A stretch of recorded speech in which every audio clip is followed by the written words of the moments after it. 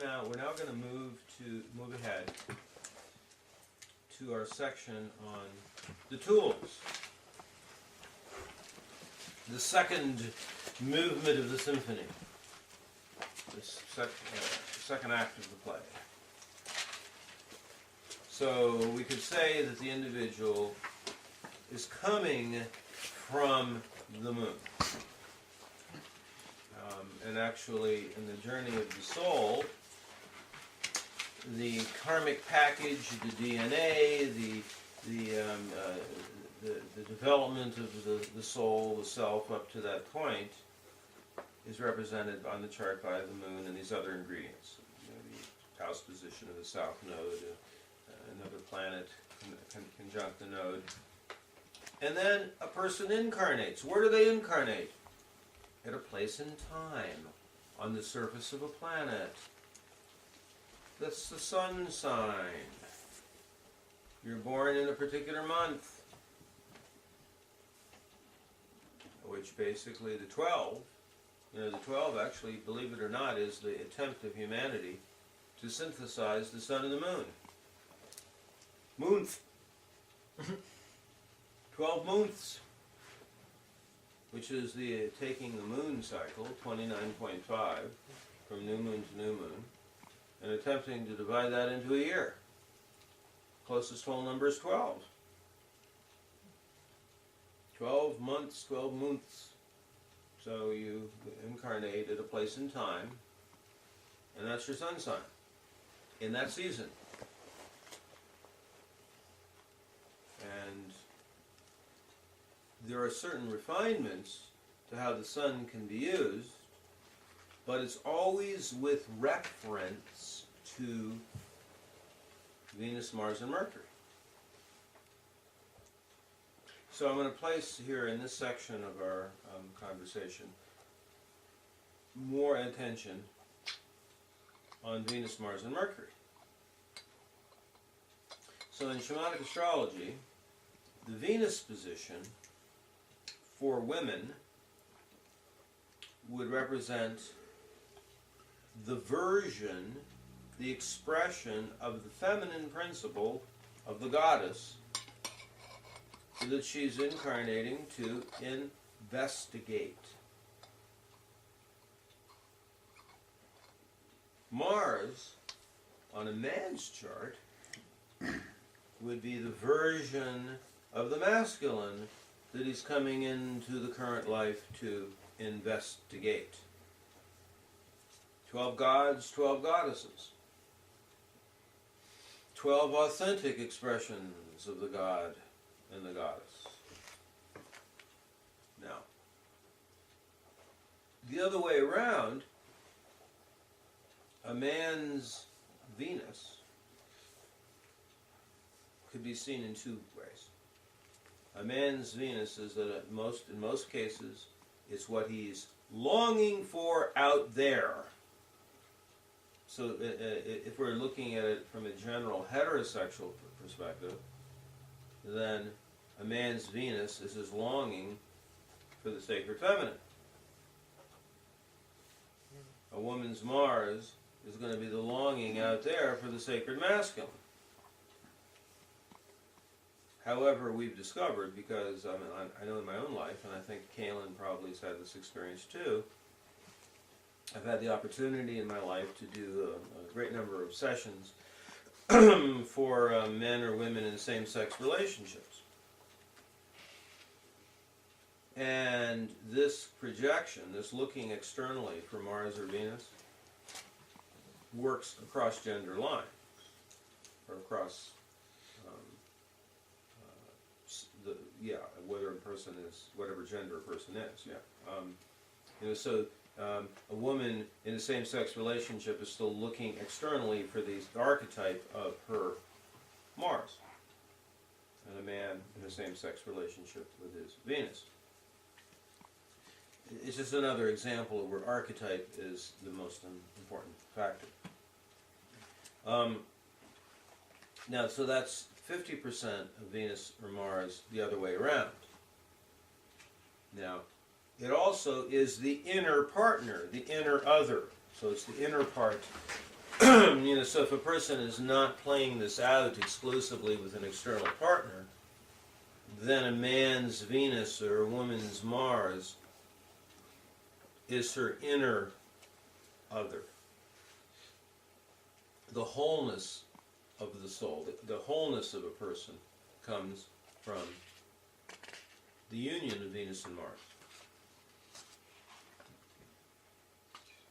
So in our circle here, this would be the point where, like, it's interesting to see which goddesses and which gods have shown up. Right. So of the women in the circle, we have Venus in Scorpio. Yes. Virgo. Venus in Virgo. Aries. Aries. Oh, wait a minute. Venus in Scorpio. in Scorpio. Taurus. Taurus. And Kaylin is Venus in Aries. So we have who's it? 2 Aries, Scorpio. 2 Scorpio, Virgo, Taurus. So those are the goddesses of current life intent. If you you may not at this moment, those who are new to this work, know who all the gods and goddesses are of your moon position. If you did, then you would have amazing information because you would know the gods and goddesses of your lineage, and then you would know the one you're working on. And then there would be this dynamic, this dialogue between the old goddess and the new goddess. Like in the case of you, Aquarius goddess, because Aquarius moon. Aquarius moon. So we'd say, well, who are the Aquarian goddesses? We're going to come to that when we have our whole section on Aquarius. But I could say right off the top, there's no greater contrast than between the Aquarian goddess and the Scorpio goddess. One is up and out there, and the other one is as down and deep internal that exists. My entire chart is Kind of like that. opposites, right? Right. And then we have our cap moons with Venus in Virgo and Venus in Scorpio. Scorpio. Right. Now there's a similarity in a lot of ways between Capricorn and Virgo. There's enough differences, but I won't get into those differences right now. There's certain similarities between Scorpio and Capricorn, but more differences.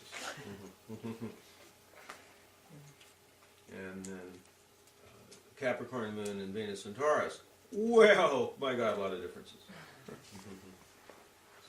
Some similarities, but mainly differences. Moon and Sag, Venus and Aries. A lot of similarities. Lots of similarities. Right.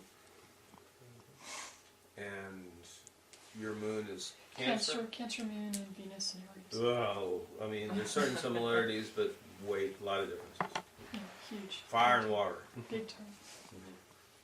Now, for the men in our circle, then the Mars position would be the statement of intent. Mars in Scorpio. Pisces. Mars in Pisces. Aries. Indeed. Moon and Mars in Taurus. Taurus. Pisces. And so then you would do the same kind of thing. You could do a contrast between the Mars position and the gods that inhabit the moon lineage space, historically and globally. Now how the sun fits in here is really interesting. Because Venus can only get maximum 48 degrees from the sun, then it's not possible to have it's not possible that every sun sign can have every Venus position. What we've noticed, I mean, statistically, 2/5 of women, approximately, have the sun and Venus in the same sign. 3/5 do not. in our circle here, is there, there isn't anyone that has, or is there? Is there anybody who has the Sun and Venus in the same sign? Of the women here? What's that? Oh, No one. So that's very often the case in shamanic astrology circles, where Venus is really separate archetypally from the Sun sign. Why? Well, because of the individuation and the uniqueness of people who will show up here, I think,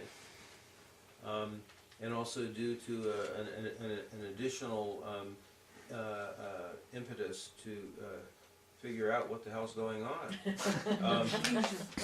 because the individual is likely to notice that they're not well served by their sun sign material. But I'm not saying the sun sign has no function. We've often, for example, had circles with 3, 4, or 5 women with Venus and Aries. But and it's all going to be Venus and Aries.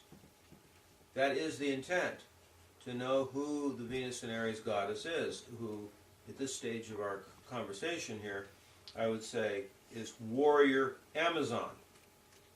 Actional, mission and purpose driven.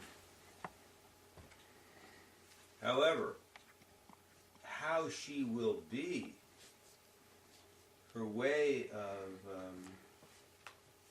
demonstrating that, Her style. will vary based on the sun sign. So, for example, Venus in Aries with an Aries sun, absolutely pure Aries. I mean, it's basically the goddess is burning her own fuel in her own season. Venus in Aries with a Pisces sun, Me and Hera. we could say is a kindler, gentler Aries. Or we disguise it better. Right. Or more sensitive.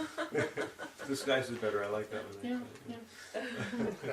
My daughter, who is a Venus in Aries and a couple of other planets in Aries and a Pisces sun also, she'll be very Aries and say something very insensitive or direct. And then she watches the empath, the person response, and then she goes, I Oh hate being God. a Pisces sun. Because she doesn't want to feel compassion or empathy for them. She just wants to Right. say what she has to say and move on. Well, a good example would be that there are certain female expressions of the Aries goddess, and they're like warrior types. Queen Boudica in British Isles, to a certain extent Sekhmet in India, in Egypt, and so on. And so basically, they go to battle to protect their people, or for good reasons, let's say. All right. But the reason they are so ruthless at being a good protector is they're not. Their action is not diluted by feeling the suffering of those that die. A little harder for the Pisces sun. No, and then there's also, then you can make correspond. Again, I don't want to go through every example here, because we're going to have a chance to do that once you get how the script operates when we go through the 12 schools, 12 archetypes. But you can deduce, you can get a sense here that if Venus in Aries is burning Taurus fuel, that's going to be a whole different thing. And she can sometimes also burn Aquarius fuel Right. as well. But you don't get all 12. Now for men, however, because Mars has the capacity to reaching, quote, opposition, it's not like tied to the Earth, it's not tied to the horizon, because it can, it's a planet beyond the orbit of the Earth. Therefore Mars can actually be any sun sign. I mean, the sign of Mars could be paired with any sun sign. Even its opposite. Right. Now, should you be a man with Sun and Mars in the same sign, or should a woman meet a man with Sun and Mars in the same sign, well, oh my God, there is literally zero ambiguity. Then the caricature of sun sign descriptions, for the most part, will really apply. One example I might give is that I'm a Mars and Scorpio guy, and as I look back over my life, almost without exception, my closest male friends have been Mars and Scorpio guys. So many. But different sun signs.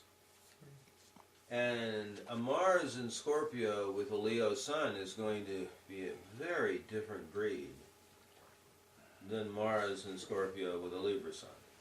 Me. Or one of my good buddies is a Mars and Scorpio guy with a Gemini sun. Another one is a Mars and Scorpio with an Aries sun. Very different breeds, you know. It's like, I generally like to spend time with these guys just with them. It's kind of dangerous being around other people. Because they're, you know, how do we say, wild, centered on self, unbridled, and lacking in social sensitivity. Of the Libra sun. Or of anyone else. Or of anyone else, right. The 1 in 10 males can have. Is that what you found before? The number that you Well, gave I mean, before? I've actually not sat down and done what is the exact. But if we did you know, if you have an equal distribution, you know, there's 12 months. So what is it? 1 in 12 or 1 in 11? I'm not quite sure how that math works on that. But then it gets skewed off a little bit because every couple of years Mars goes retrograde and is in the same sign for 8 months. So, If you extended it to maybe 1,000 years, it's probably an equal spread. yeah. I don't know. There are some other variations that you can't quite track. Like there was an article recently, and they like the most popular birthday is, and it was like October 8th. Yeah, the And reason, like, but well, there's- why wouldn't there be an even distribution over the 365 days? You would think statistically. well, over and time. I can give you the answer to that, and that is there is this thing called signs of long ascension and signs of short ascension. But October 8th? Well, yeah, during the equinox times, around equinox is when it's the longest the longest amount of time for rising signs. But a date where there's no enough birth days on a Oh, specific date. oh, why the 8th I don't know, but Yeah. the fact that it would be in the sign of Libra makes sense. Because there's a, but then you have to also take into account the fact that now they plan in hospitals inducing birth so that it's under certain working hours, you know. Weekdays 95. yeah. Right, day shift and so on, you know, so, but I'm sure that if you did thousands of years and took all the it might be about 1 in 11, okay, so let's, it's not that often, it's not like women where it's 2 out of 5. Are people actually starting to choose their induced labor birth dates for their children Interesting question, there probably are some who are, based on astrology? maybe. Especially in other. The doctors do it based on their golf tee time. Exactly. But is that legit versus like the intended time for a person to be born versus Natural. cesarean Whatever or time you're something? born is the time you were intended to be born. That's the And- thing. and the That's how you reality- look at it, yeah. Yeah. A lot of times too, when they try to induce, if the child's not ready, if it's not the time, it ends up being grossly delayed, even though they're Well, trying with to the cesarean, induce. there's no delay though. I mean, all Well, of a yeah, sudden if they're they're having doing absolute cesareans. cesareans, but It's actually a vast, complicated subject. Yeah. I mean, you can actually look at the same issue by, let's say there's someone who's into doing divination, and then you might have someone who's throwing the I Ching, and there might be a person who spends an hour getting ready to do it. You know, they do all the ceremonies, they do all the preparation, they try to get exactly the right time to throw the coins or to do the sticks, and then another person says, "Oh, there's no." Well, it comes out when it comes out, and then that's the spread of the moment. So, I still think it's probably valuable to to have some presence and intent. That's the whole purpose of ceremony. But you can't manipulate the present moment. Well, in the case of childbirth, what else would you do? Think, oh, it should have been an hour later? I mean, that would be so random anyway. It would be not quantifiable. Right. So anyway, I'm giving you how to use. Just to come back to topic, it's the tools, the second movement of the symphony. The new god, the new goddess, the new fuel, the month you're born in, and then remembering always a key point, which is no good or bad one. And this involves having a somewhat expanded sense of possibilities, a global, multicultural perspective, a perspective that is not making the inherent biased judgments that like women are supposed to be, the standard, characters. We need the woman to be the mother, caregiver, wife. What's of course wild about our current circle here? Who are the goddesses here?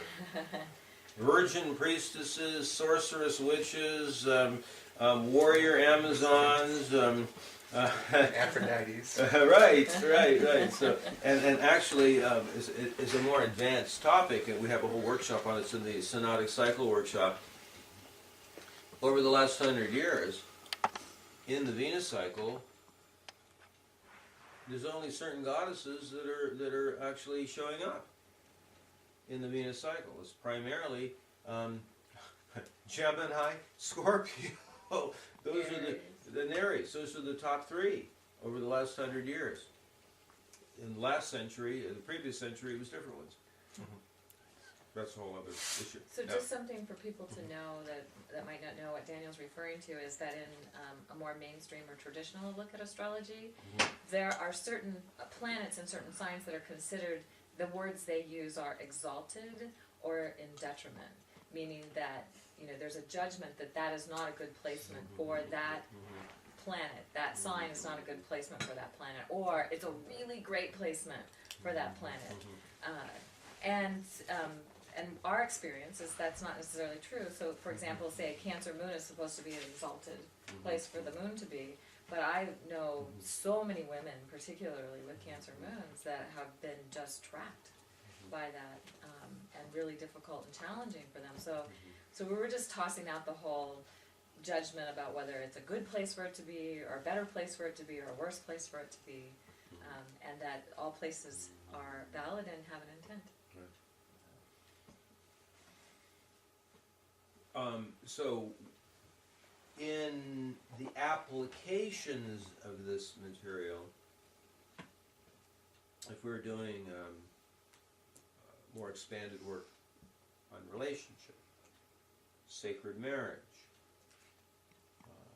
the investigation of the different expressions of the god and the goddess, then we're looking a lot at Venus and Mars and their relationship, and also the opposite positions. The man's Venus, the woman's Mars, and so on. And there's a whole lot of material there. During this portion of our investigation, I'm wanting to just share with you how it fits into the script, and what we'll be learning regarding the 12 tribes, the 12 archetypes, the 12 mystery schools, can be plugged in to Venus, to Mars, or to the moon. The moon is if you have it as your moon position, then it would be the regressive position. It doesn't mean bad, but the goal is to have it be, if anything, not more than a third, of your overall life, unless you have to do a total soul return on it. And then the idea would be, and depending on the whole chart, I will make the statement that at a certain point you want at least more than 50% of your life run by the woman Venus, the man Mars. So that's more than the god imagery of the moon, or the goddess imagery of the moon. So it's at least more than 50%.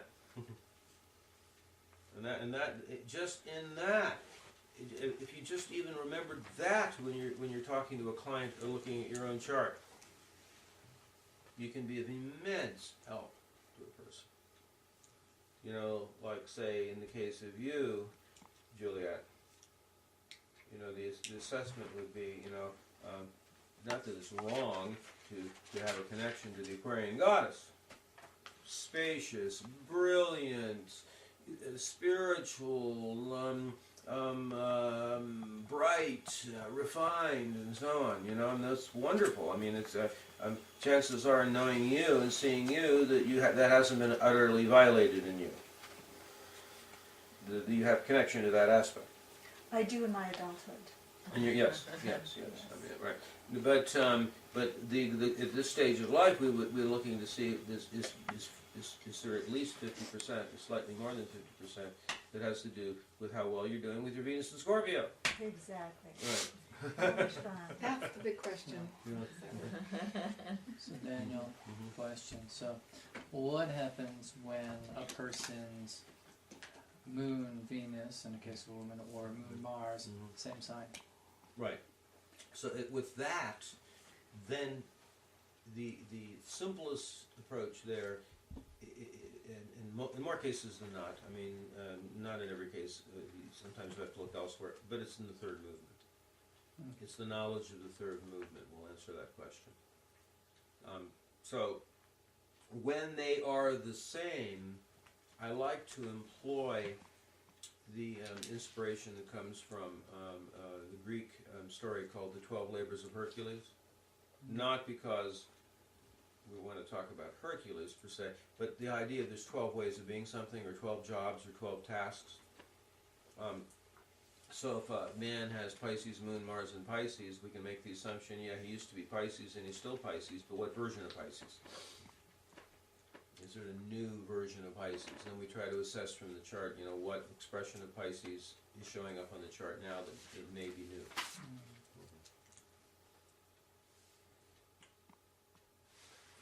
Then also, as part of the tools, the second movement, is Mercury. So Mercury symbolizes perception, cognition, and communication.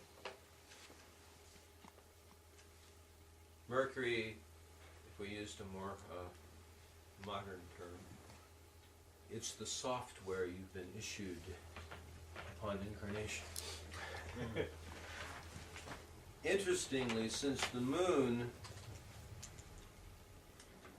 represents lineage in all ways, not just gods and goddesses, in the moon it will also be clues about how you used to think, how you used to perceive, how you used to cognize. And then there's a relationship formed between the style of the mind in communication, cognition, perception from the moon, from that tribe. And then it will form a relationship with Mercury, which is current life intent. Current life intent. Now, if you want to get a visual on it, get sort of a sense of this, Mercury being the fastest planet, fastest cycles, quite elusive, don't see it very much because of the fact that it's, unlike Venus, which is at least 48 degrees away from the Sun, at the most Mercury can be 28 degrees away from the Sun. It's in its orbit, it's like it's diving in and out of great mystery, the Sun, in many different ways. It's got a very eccentric orbit also. It's just like this diving in and out. Let's take a look at the Sun. So, well, let's look at the great mystery. What are we seeing? How can we talk about it? And it's actually with Mercury, in a more expanded teaching about Mercury, we really get an essence of the elements, the four elements. I mean, Mercury in an earth sign is perceiving and communicating through the sensation function, more kinesthetic. Mercury in an air sign is staying quite separate, standing back. Mercury in a water sign, it's all about the feelings of what one is perceiving. Which one did I leave out? Fire, yeah. So fire is the intuitional function. It's like the tip of the arrow, the tip of the spear, quickly assessing, and then very quickly telling the truth about what one has perceived. Shoot from the hip. Communicate without analysis. So, like Venus, it's way more often that the Sun sign and Mercury are the same. Even more than 2/5. But when they're different, then we really, really get a highly individualized situation. Like in our group here, how many of you have the Sun and Mercury in the same sign? Pisces, Sag. Anyone else? And I've also noticed that in shamanic astrology circles, more than half are always different. I mean, it's definitely the emphasis on the more individualized expression of Mercury. But the real contrast is between Mercury and the Moon, the old mind and the new mind. So, Capricorn Moon, for example, its approach to communication, perception, and cognition is rather dry, practical and dry. There's a certain rational comprehensiveness about it. Then I have Mercury in Scorpio. Big difference. Mercury in Scorpio can use the Capricorn Moon. But I don't do anything with my mind unless it's passionate or turn on. There's got to be some juice to it, some aliveness. Almost like one of my favorite expressions for Mercury in Scorpio is the eros of logos, the eros of logos. So that's just an example. So in our group, what are our Mercury positions? Mercury in Taurus. Yes. Mercury and Libra. Pisces. Pisces. Scorpio. In Cancer with the same sign as my moon. So I have Mercury and Cancer together. Interesting. Mercury and Moon in Cancer. No, you have Mercury and Pisces. You have Uranus and Cancer. Uranus, sure. Cancer. Oh wait, yeah, I'm misreading those. Okay, that's right. Sorry about that. Cancer. Leo? You have Mercury and Capricorn. Did I read it wrong? What am I? Those squigglies look a lot It's in the alike. fourth house. Your Mercury's in the Oh, I'm fourth sorry, I house. read the wrong. What is this here? I was thinking about. That's Pluto. That's Pluto. Okay. Yeah. They're similar. Yeah, that didn't make Very. sense to me. I was just, yeah. No, I thought because I remembered from before that I didn't remember that. And she has got Mercury in Aquarius and Mercury in Pisces. Pisces. Sag. Right. And then, rather than giving a great number of examples here, we'll reserve that for the 12 mystery schools.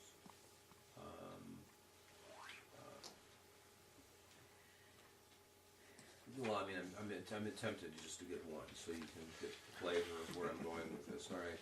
So, Mercury in Pisces is going to be with their perception, tremendously aware of where grief, sorrow, and suffering is. They have the capacity to respond to that. Way different than Capricorn Moon.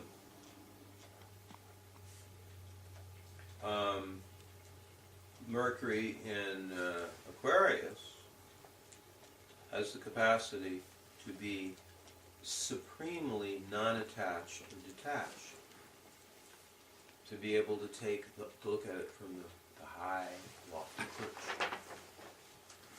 Very, very different. Mercury in Taurus has the capacity to, once they get interested in something, once they decide to put their attention on something, will thoroughly master it.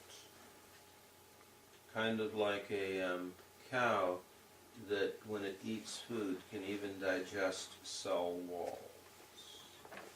It takes hours, but it's comprehensively digested. Very difficult, very different than, say, a fire digestive system, which would be like the cheetah or the lion, who basically, there's a very short digestive tract. It doesn't take very long. That's just an example. So those are the tools.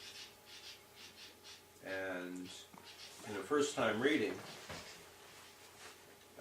the most essential features are the introduction of the Venus and Mars position. It's not always, how do we say it? I can't really be, there's really no valid excuse for it. But often Mercury gets less attention than it deserves. And what I would, as a rule of thumb, if the Sun and Mercury are the same sign, there's good reason to not talk about it very much, because it's essentially just the same as the Sun. It's getting the same perception of that month. But when it's a different thing than the Sun, and particularly if it's different than the Moon, it's very worth looking at and bringing up, because it has to do with current life intent. It's not from the past. Yeah. What if it's the same as the Sun but different from the Moon? Just out of curiosity.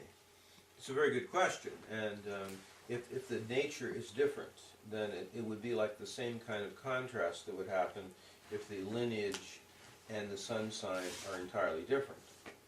Like if it's a Cancer moon and Sun and Mercury and a fire sign, then definitely it's worth noting. It's a huge contrast. Okay. Any yes? Could you elaborate how the sun's energy is burned? I'm not quite sure I grasp that concept. The meaning of signs, as opposed to constellations, signs are a seasonal phenomenon. So therefore, Ariesness is based on the fact that it's located near the spring equinox. Capricornness is a seasonal phenomenon based on its location near the winter solstice, right? So to have a sun sign means you're born in that month. So it's a seasonal feature. And as I mentioned last night, I believe I talked about this last night, that we don't see the sun as a specific individuated archetype, but as the general flavor of that time of the year. I mean, it is the energetic aliveness of the manifestation of great mystery. Okay. So therefore, if Mercury is the same, if Venus is the same, if Mars is the same, then there's no individuated feature there. Daniel also gave an example a little while ago of, say somebody the example was around Venus and Aries having a Pisces sun, that it would be a kinder, gentler expression of Aries, because it's burning Pisces fuel. So and Pisces has sensitivity, it has empathy and compassion. Aries in and of itself isn't even concerned about any of that. I knew somebody who was Aries rising Scorpio sun, and she was always, and I'm Scorpio rising Venus and Aries, and she was always on my case about not being more intense and in people's face and confrontive and combative, because that's her style, Scorpio sun. Whereas mine is Pisces. And so, and when I really was able to say to her, look, I'm a Pisces sun, it was so empowering, because I was like, she was trying to make me be wrong, or I felt like she was trying to make me be wrong for how my style was for interacting with people. But the sun really is your style of how you operate in the world. So does that help answer your question? Okay. Another example might be that, let's say we're looking at men, and they have Mars and Aries. Say a man has Mars and Aries. Mars and Aries guy is almost always going to be driving a hot sports car, or Now they took the license away. So now they took the license away. right, that's one way to deal with it. It is an Aries sun, maybe. But what if the Mars and Aries guy has a Libra sun? Well, he actually may have the sensitivity to not drive it fast in the subdivision, you know? Yeah. Where the little Safety kids of are the playing. person in the car with them. But if you're ever around the Mars and Aries guy without that kind of a sun sign, they don't give a damn. I mean, it's like Aries. Especially if it's, say, a Mars and Aries with a Scorpio sun, it's more dangerous and edgy, the better, you know? So. And so, of course, then, if you're a parent and you have a Mars and Aries sun who does not have the mitigating factor of a Libra or Pisces sun or something, you know, it's kind of like what they tried to do 20 years ago by putting, what are they called? Regulators on the car, you know. So you're driving a car that could actually go 200 miles an hour, but in fact you don't allow it to go over 60. So those are the examples. All right, so why don't we end this section?